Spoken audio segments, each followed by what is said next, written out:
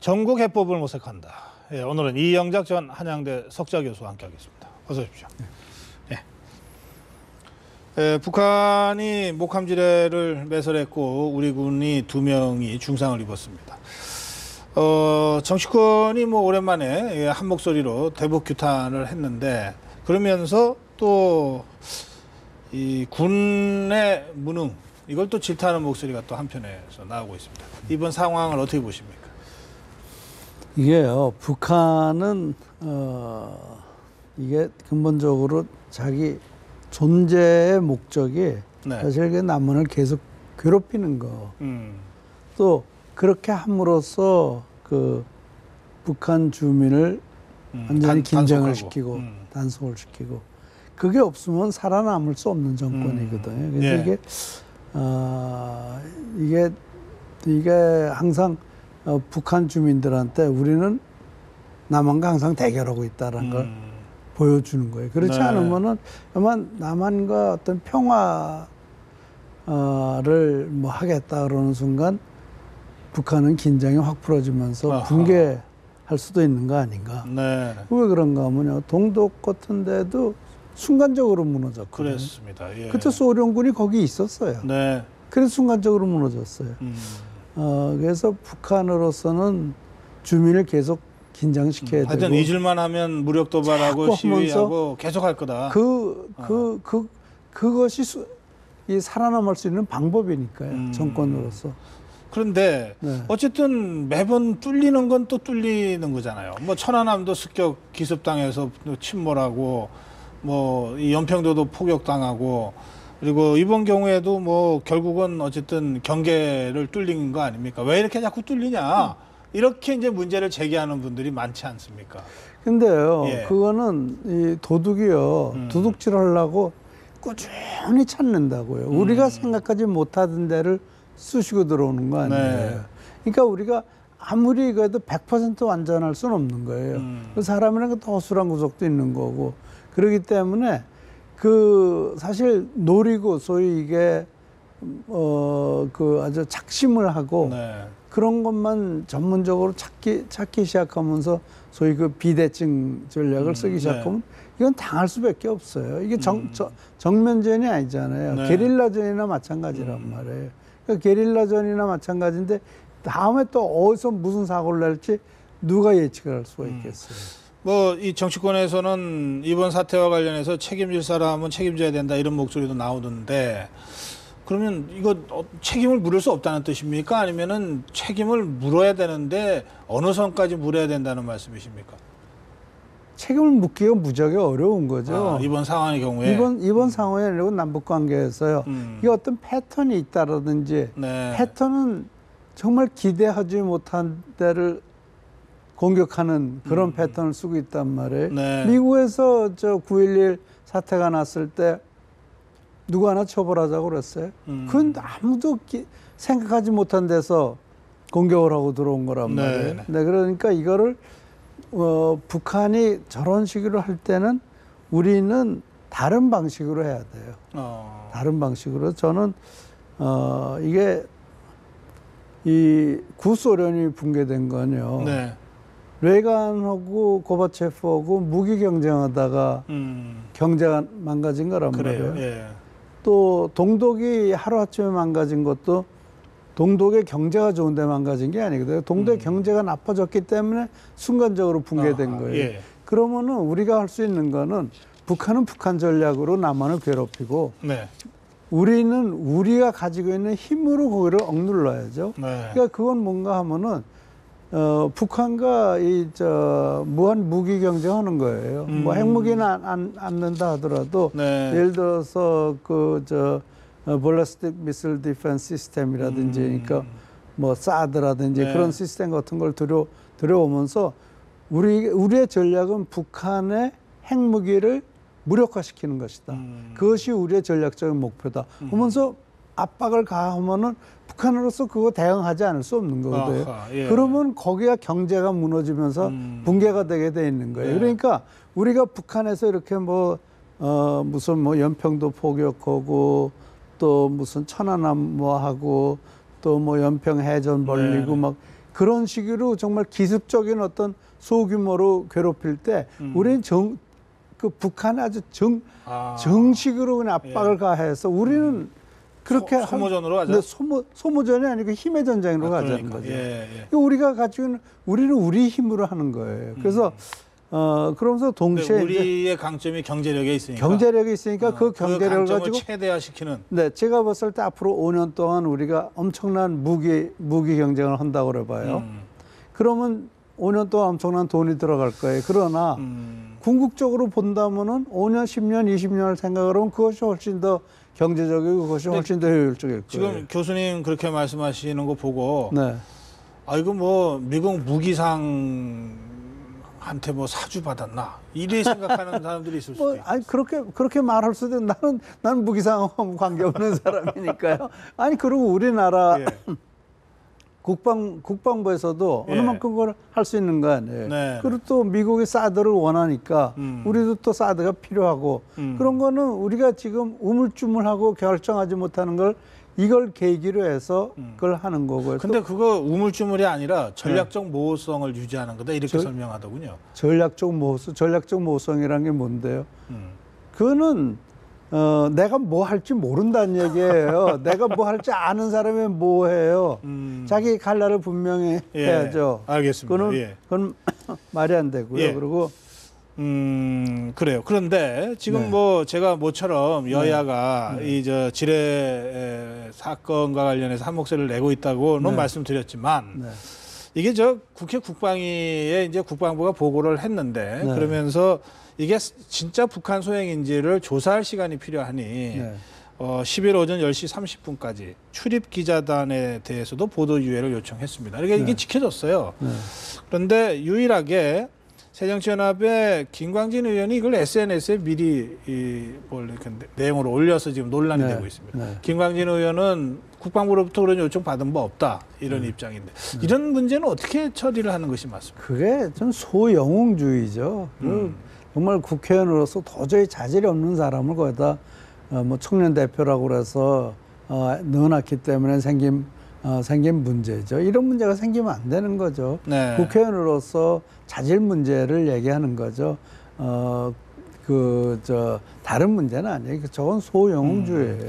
이게 뭐 국방부의 입장 설명이 맞는지 김광진 의원의 설명이 맞는지는 저희들은 아직 확인할 수가 없습니다. 그렇지만 적어도 지금까지 이제 이렇게 언론에 보도된 걸로 봐서는 원래 엠바고가 걸린 건데 미리 터뜨렸다는 거거든요. 네. 알겠습니다. 예.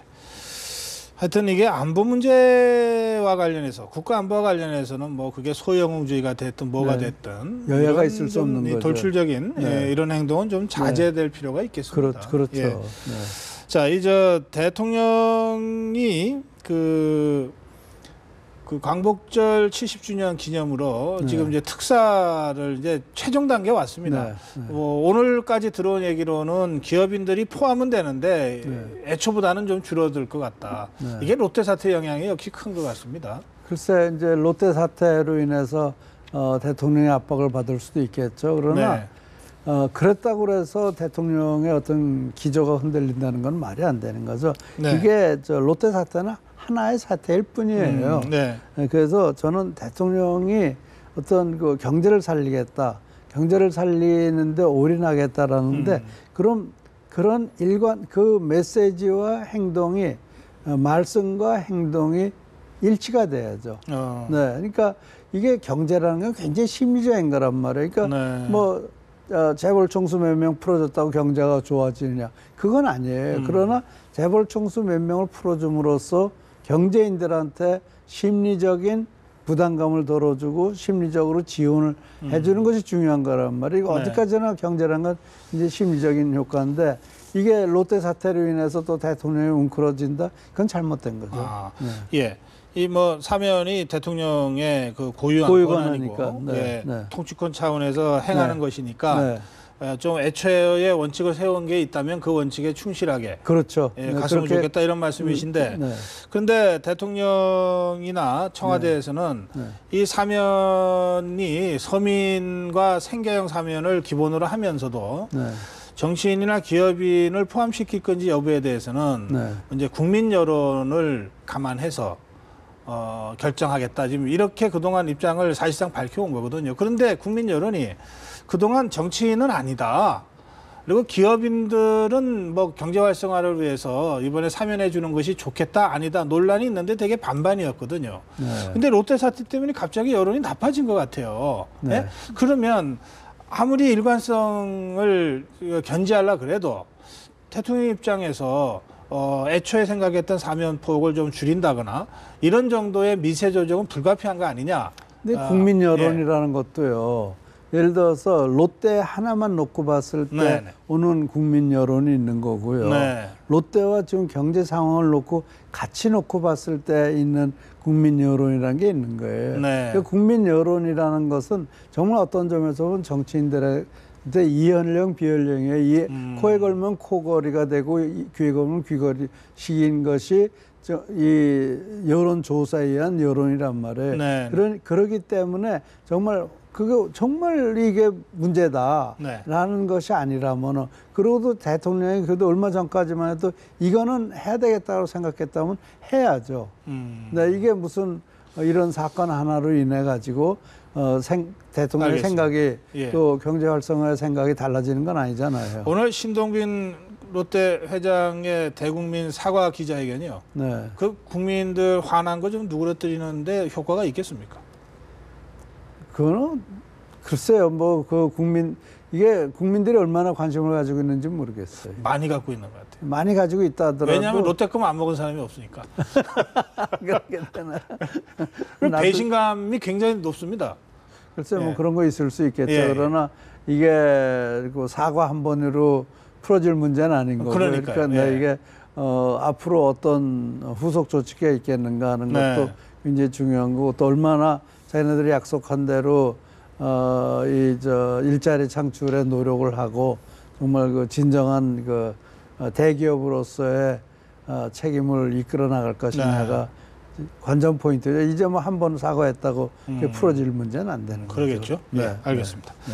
자, 이 야권 얘기 좀 해주시죠. 네, 이 천정배 의원이 지금 신당을 하겠다고 그쪽으로 움직이는 거는 뭐 확실한 것 같은데 네. 새정치연합 소속 현역 국회의원들은 아직 한 명도 탈당을 하거나 움직이지 않고 있거든요. 말은 무성하지만. 네. 그러던 차에 17명의 광주 전남 지역구 의원들을 중심으로 광주에서 모임을 가졌고 이 자리에서 문재인 대표 체제로는 내년 총선 어렵다부터 뭐 이거 신당 불가피하다는 얘기까지 뭐 이렇게 많은 얘기들이 나왔답니다. 네. 이 모임을 어떻게 보십니까? 그러니까 지금 말하자면 이 비노 쪽에서 어떤 그 대표성을 가지고 있다면은 이정걸 원내대표란 말이에요. 네네. 다른 분들은 선출이 아니잖아요. 그러네요. 이분은 예. 거기서 뽑힌 분이란 말이에요. 네. 그래서 사실 이정걸 원내대표가 모임을 주선했고 네. 그 자리에 참석을 했다는 것 자체는 상당히 충격으로 다가가고 있을 거예요. 네. 그러나 아직도 제가 봤을 때는 호남 신당파라든지 비노에서는 국회의원 당선, 국회의원 이기는 거 외에는 어떤 명분도 비전도 전략도 없어요. 예. 그래서 그게 지금 전략과 메시지와 비전이 있어야 되는데 그걸 못 보여주고 있기 때문에 지금 방향성이 없는 거죠. 그러니까 우왕좌왕하는 거죠. 네. 그러니까 계속 얘기하는 건 지금 이래 가지고는 차기 총선에 지고 정권 교체 안 된다 외에는 할 얘기가 없는 거예요. 그러네요. 네, 그래서 이게 비전이 만들어져야 될 것 같고요. 그래서 저는 그러나 저는 호남신당은 반드시 만들어져야지 민주주의가 발전한다고 제가 보고 있거든요. 네. 그래서 사실 좀 이게 어떤 식으로 발전될 것인가 굉장히 궁금하기도 한데 네. 저는 그 1955년도 민주당 1955년도에 민주당 창당 네. 과정을 이렇게 보면은 그때 찾아보니까 15명의 지도자들이 다 고만고만한 지도자들이 모여가지고 시작을 한 게 민주당이라고 그러거든요. 네. 근데 그 당시에 뭔가 하면 이거는 1956년 총선을 앞두고 예. 우리가 이승만을 이겨야 되겠다. 독재를 갖다 해서 종식시켜야 되겠다. 그런 의지 하나 가지고 위원회를 만들어서 그 위원회에서 위원장이 신익희 씨가 네. 선출이 됐고, 그러나 위원들은 다 자기 지분이 있었고, 그렇게 해서 시작을 한 거란 말이에요. 그래서 이게 만약에 저 비노 호남에서 네. 신당을 만들려면 그런 지금 뭐 뚜렷한 지도자가 없는 예. 형편이기 때문에 그런 식으로 가는 것이 옳지 않나 생각을 해봅니다. 그러면 역으로 문재인 대표로서는 신당 창당 움직임을 저지하고 네. 자기 중심으로 총선을 치러서 뭐 일당은 못 되더라도 상당한 선전을 하면은 이제 차기 대권 구도로 가는데 유리한 고지를 점령하는 거가 되지 않겠습니까? 후보가 되는데. 예. 네. 그렇게 하려면 지금 문재인 대표가 뭘 해야 됩니까? 글쎄요, 그건 좀 어려운 숙제를 말씀하셨는데, 예. 그런가 하면. 아니, 지금 당장 문재인 대표가 네. 이 저 비노 17명의 의원이 모인이니까 네. 뭐 좀 걱정이 되는지 전남 의원, 전북 의원들 만나고 네. 전남 의원들 만나고 어쨌든 호남 민심을 다잡겠다 이러면서 지금 그런 행보를 하고 있거든요. 네, 그러니까 이제 예. 이게 간단해요. 이게 지금 친노 쪽의 생각과 호남 쪽의 생각이 워낙 다른 거예요. 그러니까 이건 내 소설인데 네. 지난번에 그 노건호 씨가 노무현 대통령 그 추모식에서. 돌아가 추모식에서 한 얘기를 보면은 예. 그거는 정말 우리 아버지는 억울하게 죽었다. 그러니까 그 한을 풀어야 된다. 네. 이 친노들이 그런 생각인 것 같아요. 아하. 그 한을 풀기 위해선 친노가 반드시 집권을 해야 되는데 네. 거기에 문재인이란 지금 말하자면 기수가 있단 말이에요. 근데 문재인이란 기수가 당권에서 쫓겨나면은 그러면은 국회의원들이 많이 자리를 뺏길 거고 네. 그럼 자기 후보도 못 된다.